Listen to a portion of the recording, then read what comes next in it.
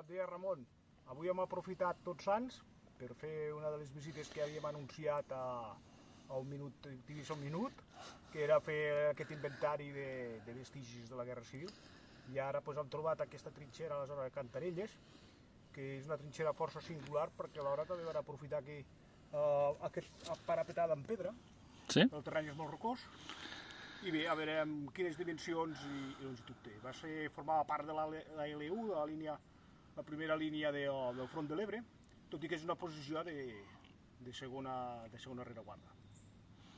I tu per què penses que es va fer aquesta zona aquí, de segona rereguarda? Per què es va fer? Normalment sempre es feien per intentar impedir l'avanç de les forces franquistes si hipotèticament creuaven el riu. I normalment les trinxeres sempre tenen l'objectiu de defensar punts que consideraven vitals per a les infraestructures com podien ser carreteres o també controlar barrancs, com en aquest cas, perquè no s'infiltressin per baix els barrancs. Molt bé. Gràcies, Josep. Continuem la feina.